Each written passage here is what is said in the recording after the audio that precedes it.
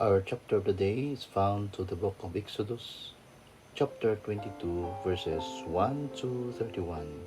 It says, 1.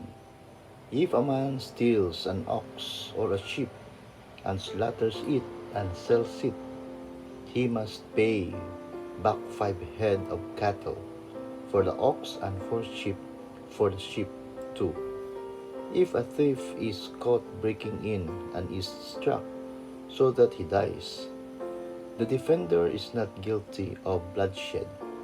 3. But if it happens after sunrise, he is guilty of bloodshed. A thief must certainly make restitution, but if he has nothing, he must be sold to pay for his theft. 4. If the stolen animal is found alive in his possession, whether ox or donkey or sheep, he must pay back double. 5. If a man grazes his livestock in a field or vineyard and lets them astray, and they graze in another man's field, he must make restitution from the best of his own field or vineyard. 6. If a fire breaks out and spreads into thorn bushes so that it burns shocks of grain or standing grain or the whole field, the one who started the fire must make restitution. 7. If a man gives his neighbor silver or gold goods for safekeeping and they are stolen from the neighbor's house, the thief, if he is caught, must pay back double. 8.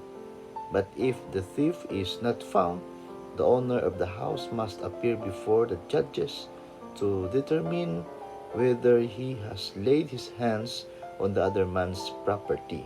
9.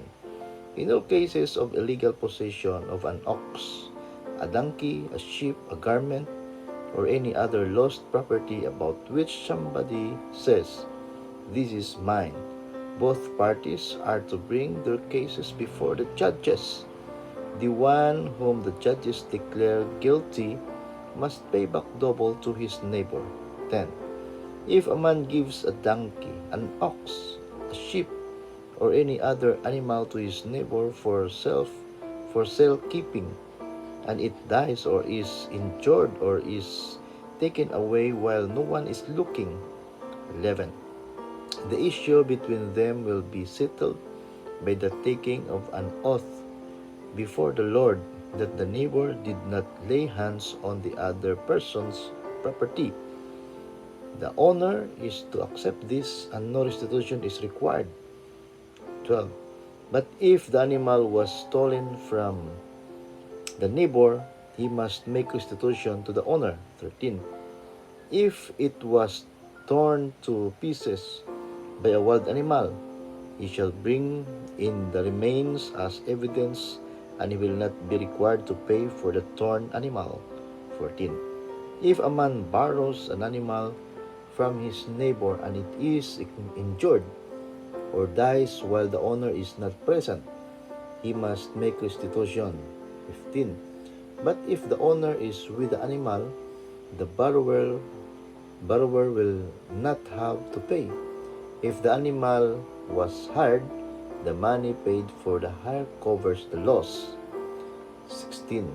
If a man seduces a virgin who is not pledged to be married and sleeps with her, he must pay the bride price, and she shall be his wife. 17. If her father absolutely refuses to give her to him, he must still pay the bride price for virgins. 18. Do not allow a sorceress to live. 19. Anyone who has sexual relations with an animal must be put to death. 20. Whoever sacrifices to any god other than the Lord must be destroyed. 21. Do not mistreat an alien or oppress him, for you were aliens in Egypt. 22.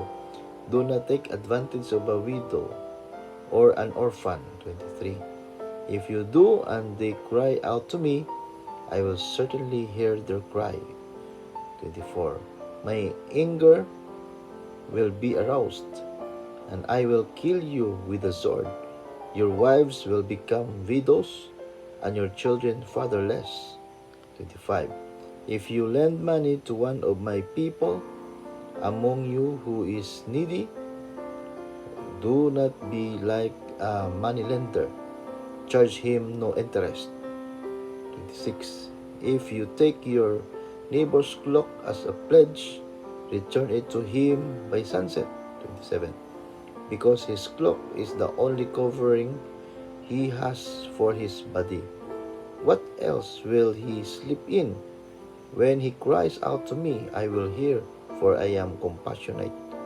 28. Do not blaspheme God or curse the ruler of your people. 29. Do not hold back offerings from your granaries or your vats. You must give me the firstborn of your sons. 30. Do the same with your cattle, your sheep.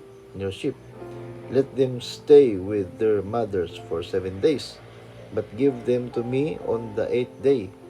31, last verse. You are to be my holy people, so do not eat the meat of an animal torn by wild beasts. Throw it to the dogs. So this is our chapter today and also our Bible reading challenge. God bless.